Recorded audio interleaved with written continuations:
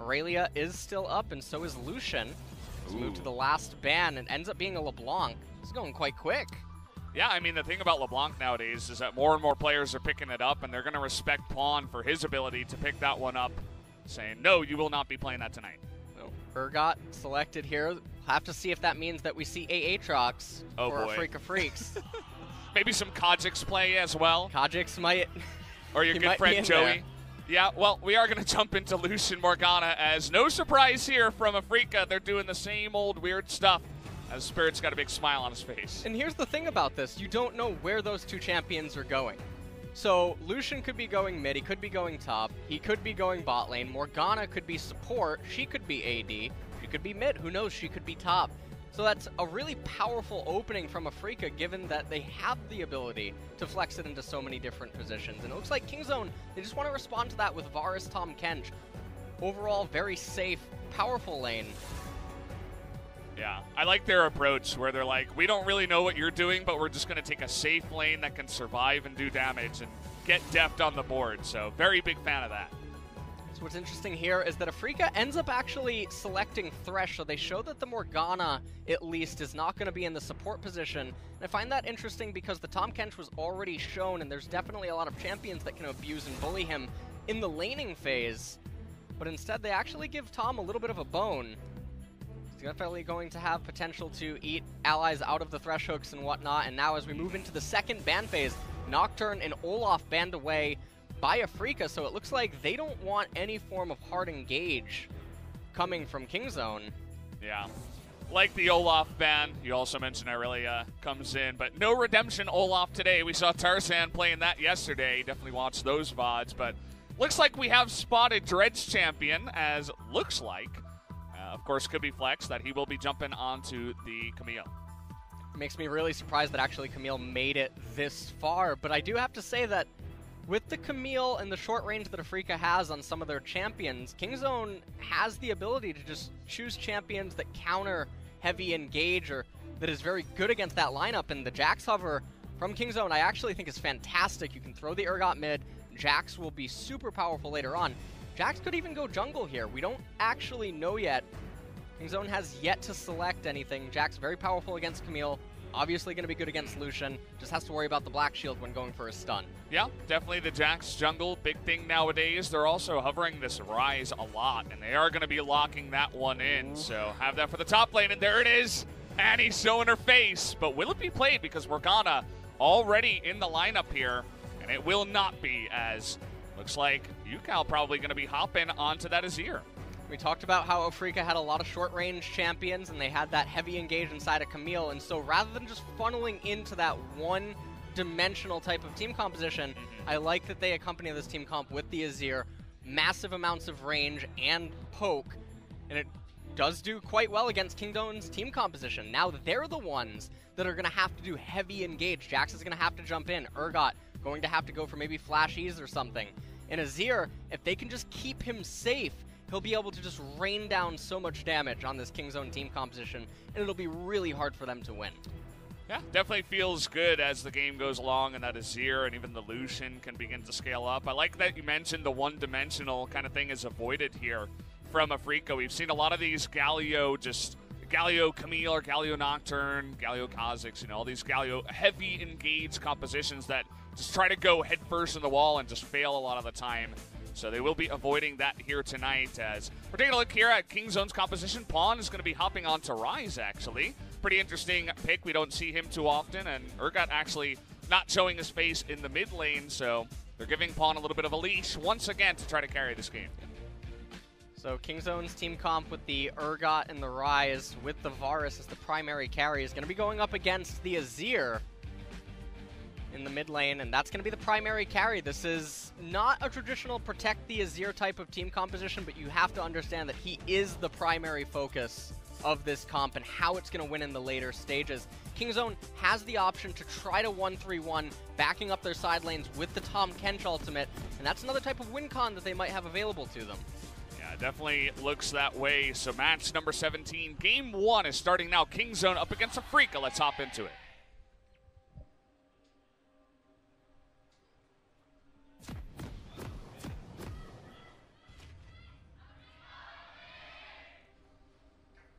So we're back here in the LCK arena, and I love how the fans wait to cheer until their team actually shows on camera. Definitely very funny stuff. Also, Riot listing Spirit as the jungler. Kind of confusing, as he is actually in the bottom lane on Morgana. If you guys have not seen this, this is Afreeca's new normal kind of play, as Spirit is not the jungler. Dread, their sub-jungler, their new, very aggressive, very balls-to-the-wall kind of head first into everything kind of jungler, jumping back onto Camille. So excited to see what he can do with that as well. And guys, we are going to have a swap here as Azir is going bot. And so I was going to say that I loved what Deft did. He took teleport on the Varus. He has the refillable and the longsword. And with the Tahm Kench having cleanse, it was going to be so hard for Afreeca to get kills in this lane. But instead, they're sending UCal bottom. And I love this so much. This makes me feel so excited to watch this game. Definitely adds a new dimension where, you know, a lot of unexpected stuff come in, and we talk about all the flexes that can be put into this game, and Afreeca kind of take it to the next level, as here we go. UCal is laning with Proud in the bottom lane. And so now Deft and Tushin going to have to be a little bit more careful. They're going to suffer a lot more pushback from this Azir now, as Cuz looking to counter jungle Dread, as he knows that he's on the left-hand side of the map. Bottom lane's going to start to get a little bit scary for Deft and Tushin. After post-recall, Azir has the teleport too, so it's not like Deft and Tushin can just try to attack his mana pool and force him back. Yeah, definitely attacking his health pool, though, as the Varus spoke is getting real, but you can see that the Azir, UCal here, has picked up Corrupting Potion just to make sure he can sustain himself in the lane. It's actually becoming a thing in the bot lane as well. We see from some of the awesome dudes, the non-AD carries that do go into the bottom lane. They just pick up the sustain in the Corrupting Potion because they know they're just going to be clearing waves and trying to survive. And massive wave now crashing. They're going to definitely be able to get some chip damage on these plates. Oh, and some poke damage too. Deft almost out of mana though, so this might end up being his last wave before he looks to just get that teleport off. Definitely feeling the burn, and some interesting builds down there. We're going to have to talk about Dread, though. He's coming in onto Pawn, looking for the gank, but Cuz is nearby, and Dread is going to just think twice about this one. He's hanging around a lot, actually, definitely considering this gank. If the binding lands, definitely they go, but it does miss. Dread shows himself, and a bit of information given over to Kingzone. So the problem here and why they're trying to bring Dread into the mid lane is because Spirit's hurting, and you can see that inside of the CS gap, and despite both laners having teleport, Pawn was in a position where he was going to be able to start attacking Spirit's mana pool, zoning him out of experience, and then just threatening so much more damage, and Spirit just wasn't going to be able to stabilize and trade, so they wanted to try to bring Dread mid, try to get some sort of an edge or an advantage there and relieve the pressure.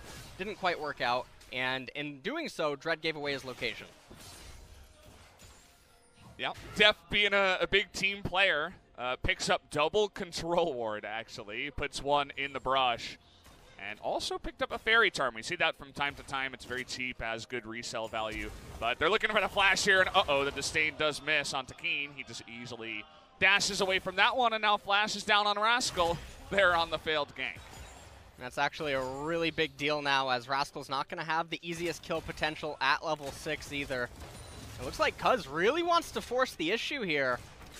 And this is a little problematic, because there's no way this is going to work. It looks like Cuz is actually just going to try to help shove out the wave with Rascal, but in doing so, this means that Dread is going to be the first one to get to his rubber banded camps. And so Camille is already a little bit ahead of the Jax, but he did get some XP from the top lane.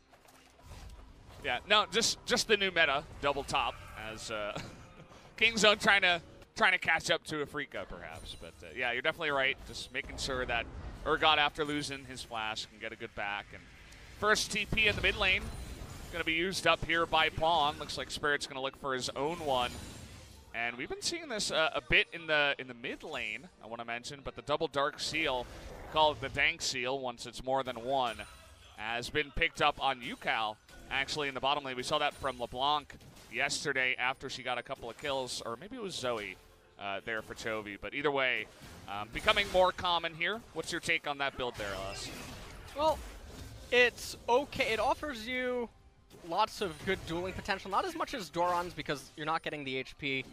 But for the most part, it's going to help you stabilize, trade against the opponent, and just get good chip damage. And when you have an aggressive jungler as well, it can definitely help set up for certain lane states to be favorable for you. That's basically the mindset behind that. Dread up here in top lane, gets spotted out on a ward, ends up clearing it.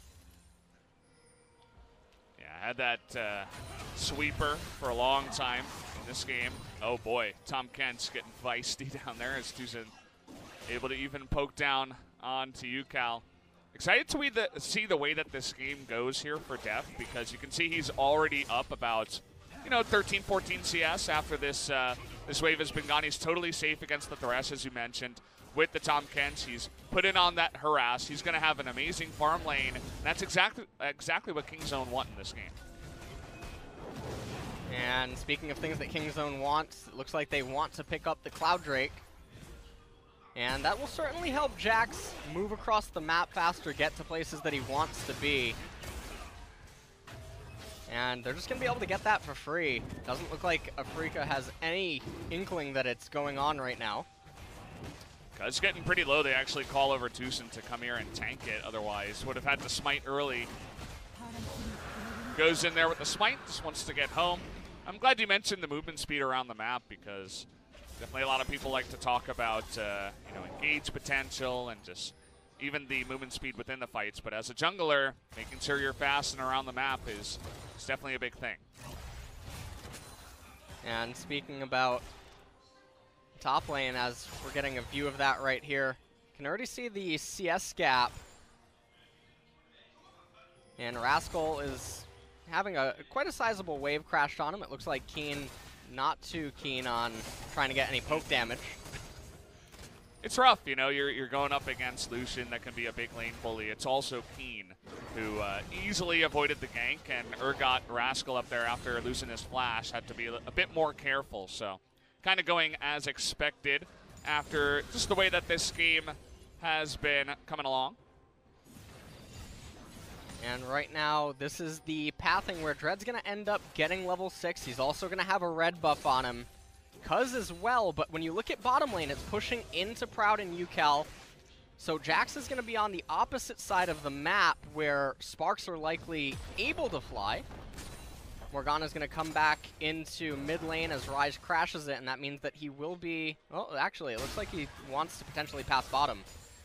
But we can see now Dread pathing up into top lane. Maybe want to just make a dive onto Rascal. Yeah, got to be careful about that, though. You know, Urgot can be tanky. He also has Ignite from his Unsealed Spellbook, so could definitely see a world where he's able to turn this one around, especially after that very squishy Camille. We'll have to wait and see. Here comes that dive you were talking about as in goes Dread. Rascal taking a lot of damage, but Culling is going to be blocked there by a bunch of the minions and Keen. As I expected, taking a little bit too much damage, too much fire there from the turret, and the gank will not be pulled off. Gank not... It didn't end up succeeding. A little bit surprised that Dread didn't try to go for a wraparound and Keen lock him into the lane, but you can see what was ended up happening where Jax was just on the opposite side of the map, and because his bottom lane was pushing, he ends up just being forced to run around, do nothing, and then eventually go collect his golems. So even though Deft and Tushin are doing a fantastic job down here, they already have 2 plates. He wasn't able to get too much, but not the end of the world as Dread and Keen didn't get anything either.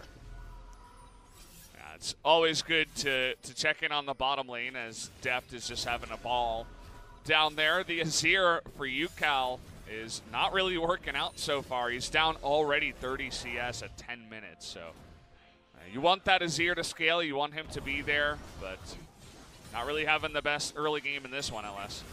And he's also going into Seeker's Arm Guard, which I find a little bit surprising. I think with the amount of magic damage that's on Kingzone, would have expected Deft to just go for attack speed Varus with Wit's End, but maybe he doesn't want to do that.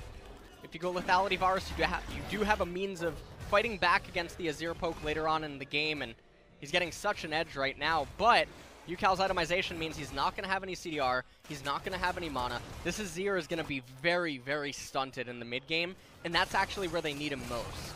Yeah. They definitely do, and that means that they're essentially having a losing lane. They might have to give up more objectives, including a Rift Herald, which will go the way of Cuz. He picks that up right away, right at 10 minutes. So he's going to have that Rift Herald. We'll be looking for a couple of turret plates here. We'll see where he does end up using that Shelly onto the map. Definitely a big objective to pick up. He already had the Cloud Drake before and feeling pretty good about his jungle so far. And that Herald taking it a perfect timing to still collect plates. As you said, we'll have to see where it ends up being used. 4 in mid lane, 5 still in top lane. Would probably be very difficult to actually organize a way to be able to use it top lane and break that turret and get Urgot out of that lane. So more likely to see it cast into either bottom lane or mid. Yeah. Liking the bottom lane idea. Already 3 plates are down. They could look for first turret blood and just get the Varus that's ultra fed already out onto the map. Would be excited to see him head down that way, but he's actually heading into the mid lane, and it's going to be spotted on a ward, which I don't think that Kingzone know about. So we'll see how Afreeca respond to this. Sure, just show Cuz. He's looking for it, but no Rune Prison comes in, actually binding onto Pawn, so no fight will break out. But all the vision in the bottom river means that maybe think about it. Here comes the Rift Herald now, but we got Proud and Dread in position to try to defend this one. We'll be able to get the charge off, and a couple of plates will go the way of Rise. Really happy about that one. Kingzone looking really fantastic here in the early game. Yeah, they're just getting so many advantages via these plates. You can see bottom almost on its last plate here. There's still a minute and a half remaining. We're gonna see if Deft is gonna be able to actually get that. But this is not a situation that you want to be in as Afreeca. Yes, they have wave clear. Yes, they can definitely stall. But the problem is that Kingzone, they're no strangers to Hearthstone. They rolled a Mountain Drake, which is exactly what they need. It's gonna help with raising those tier 2 turrets later and also threatening Baron bursts. And with the Azir being under-leveled because he was in the ADC role, it's going to be really hard for him to offer that insane poke and damage that you would have thought that they would be relying on with their team comp. Yeah, for sure. And the one shining light that could come back to try to carry this game is Keen, but he's been up in the top lane. He is winning, but he's not really helping them get any objectives as Kingzone is just ruling the bottom side of the map. They take everything they want. They are the kings down there. They might even get this turret eventually as another Drake should go their way. And Dread is trying to do something about it. Doesn't have his flash, but is looking for a gank on the bottom side. But already Yukal loses his entire health bar essentially. And Afreeca lose another Drake. I really like what Def just did there. He ulted and poked and told Yukal, hey buddy, you gotta get out of this lane. And we have a pause. Interesting timing there as Yukal nearly died to the Arcane Comet. We'll have to wait and see what is actually happening here on the Rift. Didn't notice any problems, didn't notice any bugs or anything like that, so will be interesting. I noticed a problem. Yeah, what's that? Afreeca's having a pretty rough time bottom lane. That seems like a pretty big problem. Anyway, this isn't fair. We need to restart the big ban. As looks to be Rascal's problem. Maybe a mouse issue. Yeah, Rascal's mouse is lagging a bit, is what we just heard from the producer. So, gonna try to fix this one in due time here, guys. Right now, the gold advantage for Kingzone is 2.2k. And they're about to get that bottom tier 1 turret that we saw right before it went to the pause. So, that gold lead's about to extend even further. One thing that we can say that Afreeca has going for them, though, is there's no Rift Herald anymore. There's no Dragon coming up for a while. They're going to be content to just sit back and try to farm. They're likely going to lose the mid-tier 1 turret in the meantime. And then the next problem is that Deft and Tushin are going to rotate to top lane, and that's going to put an end to Keen's advantage that he's trying to accrue on top lane Lucian. What do you think about the Lucian as the game goes along? I haven't actually been too impressed by it so far. We saw Lulu and Lucian. The Lucian yesterday actually used there by Jinair to not so great effect. Might have just been because Jinair struggling as a team nowadays, but Lucian in the mid game, I feel like up against even Urgot especially, eventually you just can't really kill that tank, and he doesn't have much in terms of that late game. But what do you think, Ellis? Yeah, one of the issues that Afreeca is going to have in this game is we saw that Ryze went for an early Glacial Shroud, so he's going to have some armor against the Camille, against the Lucian, who are likely to be the only two problematic champions as we do approach the mid game, and so that's going to be a problem for Keen. Urgot's going to be a really big problem for Keen, and then Tahm Kench is going to be able to save anyone who could even come close to danger. Yeah. And with Azir being so gimped, he's not going to offer any ability for Camille to have a clear path to just dive someone and try to delete them backed up with the Azir soldiers, or Lucian to E forward and do something aggressively. So I think the Lucian really has his work cut out for him because he doesn't really have any teammates that are going to be able to provide him with anything. Yeah. I feel like I would have liked the Vayne a little bit more. I'm not sure how it does in the top lane up against the Urgot and Lucian. Definitely a tier list pick. You see it banned a lot here in the LCK, but personally I would have liked to see the Vayne. Definitely looking for more Vayne games that will eventually, no doubt, be coming back on the Rift here for LCK. Still waiting for Rascal to solve his issue, as he actually uses that Razer mousepad kind of set to the tall position. It kind of makes me uncomfortable, Ellis. Does it? Yeah. You don't like that? I like the wide position a little bit better. I like the full mouse pads. Yeah, me too. The ones that have enough room for your keyboard and stuff? Yeah. Yep. Actually, I had one, but it kind of got old and I had to replace it recently with the smaller one. So that's really sad. A little bit sad about that. Maybe that's why I got placed in Iron 4. But it looks like it is actually a client issue here from Rascal, not a mouse issue, so might take a little bit more. Wow, okay. Violence is not the answer, fans. I don't know what that was about. He was pretty angry. Afreeca Freecs, Keen Whiting. Yes. We got a Keen fan in the crowd, and now they made up. Oh, wait, what? Not anymore. Nope. His fan sign, he's not showing it very well. His fan sign mechanics definitely lacking a little bit here. But it said something about hitting his friend, so I suppose that's why he's hitting his friend, LS. So on a rank, can I actually repeat that? Produce what? If I get caught on camera, I'm gonna hit my friend. Okay, so that's what the fan sign actually said. So we have that clarified. I'm very happy. But for more important question here, LS, on a scale of 1 to 10, how disappointed are you that Spirit didn't play Annie? I mean, I almost wanted to just leave the cast. Oh my god. I was about to just quit. Yeah. I was going to walk off stage. It was very disappointing. Yeah. I wish it could have come in. I had to contain myself. There is a second game. It will definitely happen, at least the second game. Not sure about the Annie, but with Olivares having a very fun time as Deft, he just owns the bottom lane. And talking about owning lanes, Turret ends up falling. Wow, lots of applause for that. All right. They take their first blood turrets very seriously, LS. We actually have a cool thing here in the LoL park where after an objective is taken, a bunch of lights that are color-coded flash around. So if Baron is taken, purple lights, obviously. If turrets are taken, I think it's white. And also for the Drakes, different kind of colors. So Infernal is red, and it'll flash around. It's a really cool experience. I'm actually looking forward to watching my first game here as a fan for SKT Griffin. That's going to be a fun one. Definitely going to be watching that one here, as I assume Pop and Atlas will be taking care of the cast on that one. That is going to be a match that I think many people are looking forward to. Camille was not looking forward to that, though. That was not an enjoyable experience for her. Yeah. Didn't seem to see it coming either, as she just kind of took it Def with the 400 IQ read on where exactly he was. And the poke damage is just absolutely bonkers right now. Okay, well, they do have Tahm Kench, but how about the full engage here as Tucson down to Grey Health. The big stun comes in from Cuz as he turns this fight around. Tahm Kench goes down, but 2 kills. Double kill goes to Deft in the mid lane as Kingzone able to turn that one around. That was absolutely beautiful usage of Tom's shield. He got maximum value out of it. And then Cuz able to come in there with that stun.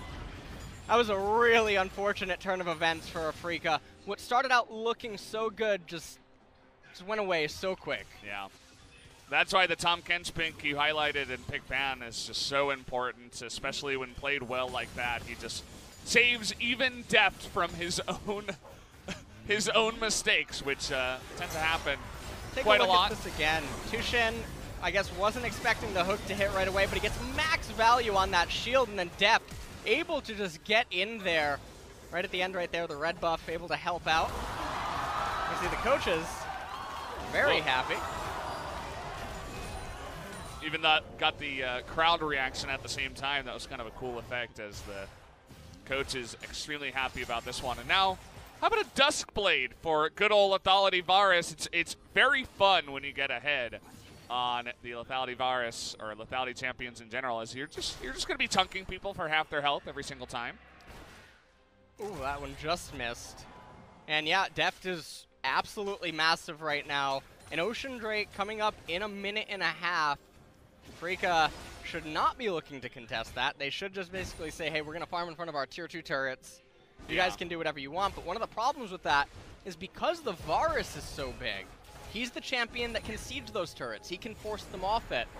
And with Azir still being gimped, he finally has that Nashor's Tooth, but he's not going to be able to give him enough pushback. Look at that damage. It's pretty insane. And, well, they're going for it here. It's actually Lucian going to be caught out as Keen just disappears. And now Proud in a ton of trouble as well.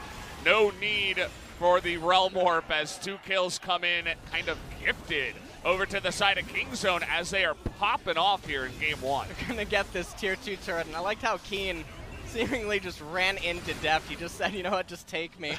At this point, put me out of it. I can't stand it anymore. I can't carry this team anymore. Go next. Yeah, definitely a bit of a mistake there. He'll have to turn that one around, and he's essentially the one big carry on the side of Afreeca. But take another look at this. Let's take another look one more time. I'm sure Keen would like to too. Watch him right at the end. He's just trying to get to the lantern, but not quite. Yeah. And Proud, he wasn't too proud of what just happened. Yes, definitely a bit disappointed with that one. Had his life taken as well. Got a couple of things to mention. Tucson actually trolling Ghost Cleanse in the bottom lane, just like my level 3 Garen at 18 minutes in solo queue that I played yesterday. But now just have the Unsealed Spellbook, of course, the Cleanse, very useful up against all of the bindings and CC that Afreeca does have. Make sure he can get Deft to safety the next time he gets hooked, and also Pawn. What do you think about this Righteous Glory build? Definitely not something we see all the time. I think the Righteous Glory is actually really good. He's going to have that Seraph's Embrace eventually. He has a lot of armor. He has some magic resistance as well with his boots. And he's going to be able to catch out to anyone who's just a little bit overextended, hit him with the Rune Prison, and then should just be able to delete them. Right now, Kingzone, they're just doing whatever they please. And you can also see that Afreeca is actually botching the speed at which they rotate and catch these lanes, so they're definitely missing out on value, and Kingzone is just getting everything that they want. Yeah. It was an unfortunate question I had to ask myself. Gonna get a chance to say it on cast here, but Gen G struggling, actually one of the biggest teams here in the LCK, but one of the biggest strugglers we've had so far. And I had to ask myself, are Afreeca just trying this kind of weird strat up against a weaker team to see how it goes? It worked against Gen G, but up against Kingzone, who seems to be a stronger team, this feels like it's falling flat on its face to no success. Definitely, the game is not going well. It's about to be almost a 9,000 gold lead here at 20 minutes. And with that Mountain Drake and how far ahead Kingzone is, they can convert any kill into a Baron. You were talking about turret siege. Well, Deft has given you a taste, as essentially nobody can sit underneath the turret as Dread gets chunked out. Keen has to go back to the base. It's just disaster underneath these turrets as Deft is showing him the long arm of the law, essentially, here on this Varus. And Rascal, is he going to stick around to pick up the Azir turret? No, I guess not. Not interested in it. He doesn't want it. Yeah, he only likes real turrets. Yeah, he's not a fan of that. Fake turrets, yeah. He doesn't like fakers. No? That's for sure. Yeah, definitely not a fan. As it does end up going down anyway, as UCal is desperately trying to farm in this game. As here we go again. Actually, a ton of trouble. Look at that damage. It's insane from the Varus and the Tom Kent. Pulling off another huge devour. Will Cuz die anyway? No, he is going to live on the backside, and here comes big boy Urgot looking for a big flank in the backside, and there's Pawn as well, as it is just utter disaster in this game now. Only Keen survives. He wishes he was dead, but he is going to be chased down here by the rest of Kingzone, as we're getting the big-time angle here as well. They're just going to ignore him and go for the Baron. It's utter devastation here for Game 1, LS. Yeah, and this is going to be the Baron picked up by Kingzone. And with how far ahead they are, the Varus, it's just going to... There's no way that Afreeca's team composition can actually resist. They just don't have the items to try to wave play against these Baron minions. Oh, the taunts! This is actually hilarious. He tied to the minions, too. Oh, what a first game. This is exactly what I wanted to cast with you, LS. Says, here we go. Let's get another taste of the Varus. Yeah, let's get a look at the replay of the Afreeca members being where they shouldn't. Someone told them that they should be contesting the Baron while down 10k. They didn't quite get the memo that Kingzone cosplaying Protoss as they just A-move right through Afreeca. Yeah. Not much to really do here. Lucian running. Hopefully he was trying to run to the other team. Now we're going to probably just see the final siege here. And Baron, accompanied by Ocean Drake. This siege doesn't have to end. And Afreeca, they're trying one last desperation attempt. They're trying to get depth as desperately as they can. Nice Emperor's Divide is actually going to get him down here, as UCal is low but not finished off. Tucson going to be binded, as now Afreeca looking to come back, but Cuz says no. Is going to hit him with his lamppost, and here comes Pawn as well. As the devastation continues, Keen can not carry on this one. Is trying to kite Cuz, does a very nice job of it, in fact, but is too low to really do much, and Cuz says, I'm just going to go back to PvEing and taking down the turrets. Oh. See you later. And Cuz, meanwhile, going to be able to raise that inhibitor, and just look at the minion waves in top and bottom, respectively. They should be able to get 2 inhibitors here. Cuz running down, and they're even calling in the teleport from depth. Actually, they should be able to end the game. You know, it's if they do want to try to force this, might not be a bad idea. Their siege is just insane with depth, but they're going to take the LCK way out. They're going to play it safe, not going to try to force it just yet. Definitely going to be looking for the end soon, as, you know, just a casual 14,000 gold lead at 24 minutes here for Kingzone, who honestly did not look very enticing in the Kespa Cup, and looked bad at the beginning here of LCK, but looking good today. We just take a look at this. They get a nice pickoff onto depth, but the problem is that the remaining members just have extra items. They have too much damage. They're level leads. It just doesn't even matter that you've got depth. Jax is too strong. Rascal's too strong. Pawn coming up. And with their whole team composition being so clumped together, it's just so good for Kingzone. Yeah, everybody's played that solo queue game where your team is desperately trying to surrender, but a couple of guys just say no. And even though you're down 14,000, 15,000 gold, kind of feels that way this time. Nobody's going to surrender, of course, here in pro play, but Afreeca is going for gank brushes and desperate attempts to try to make this comeback happen. Oh. Well, time to go back to base. Baron is almost expired. Team trying to do a little bit of poke damage onto Rascal. So, what do you think about Game 2? What has to change here for Afreeca if they want to come back? I'd personally like to see the Vayne. What do you think, LS?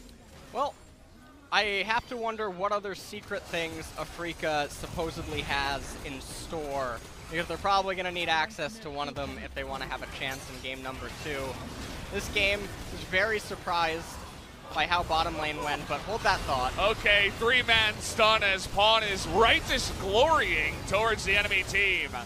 The level lead and the items are just way too much as Pawn finally finding some success here, getting many kills for that Righteous Glory Rise. He is going to go down, though. 1,000 gold goes to Keen. As Kingzone look to end game number 1, looks like they should be able to in a cool 26 minutes. How about a couple of kills on the backside? They might be able to catch Keen, and there he does go down. See you later, as game number 1 in 26 minutes goes the way of Kingzone. And that was a really quick, indecisive victory. Kingzone just never let up any pressure. They just took one turret, the next, then they got some kills, converted that into the third turret. They got Rift Herald almost as soon as it spawned. Cuz was just on top of stuff, especially, and the few glimmers of hope that Afreeca had going for them just turned completely negative in just the blink of an eye. Yeah, I mean, Azir just cosplaying as one of his sand soldiers and turning to sand in the bottom lane. It's like he didn't even exist, and honestly, that makes me kind of sad, as I don't feel like that's where UCal belongs, just getting pummeled by Varus in the bottom lane. As the Morgana flex to mid, we can say very effectively that it did not work. And as you mentioned, would love to see some of their new secret strats, because, I mean, that was a secret one, but definitely very obvious, it seemed, in the face of Kingzone. Yeah, and I have to say that I was really surprised by how the bottom lane went. I actually originally made a comment that I thought that Azir would be able to do a lot more in that matchup, but it looks like Def was just getting the better end of all the pokes, and Azir was never able to threaten any blowback, and obviously Dread was never around that lane, so they just kept bleeding. Yeah, you mentioned Dread as well. He was pretty absent in this one, actually had less damage than the Thresh, so very unfortunate there, but I mentioned the long arm of the law. That was definitely Deft in this game. Almost 30,000 damage. Had more than 1,000 damage a minute here. So Deft boosting his numbers. Felt like he was boosting in this game as he totally just destroyed Afreeca. Bottom lane and in the game. I feel like I was just looking at a Forgiven graph really quick right there. I thought this was Riot's sick game of Find Forgiven right there. Deft, that was insane damage. Yeah, it was big, and it raises questions, right? It was super safe. It totally won the bottom side. They got Varus Tom Kent's pick ban. Seemed lackluster there for Afreeca, and the game as well did definitely not go according to their plan. So, guys, we are going to jump quickly to a break before we do hop into game number 2 here, Afreeca versus Kingzone. We'll have to wait and see what new secret strats they have, Ellis. Waiting for Annie. Yeah, just waiting for that Annie. When will Spirit pull it out is the question. Do we see a game 3? Another question is Kingzone. They're desperately trying to join that upper echelon here in the LCK. But either way, guys, we're going to hop to a quick commercial break. When we do come back, we're going to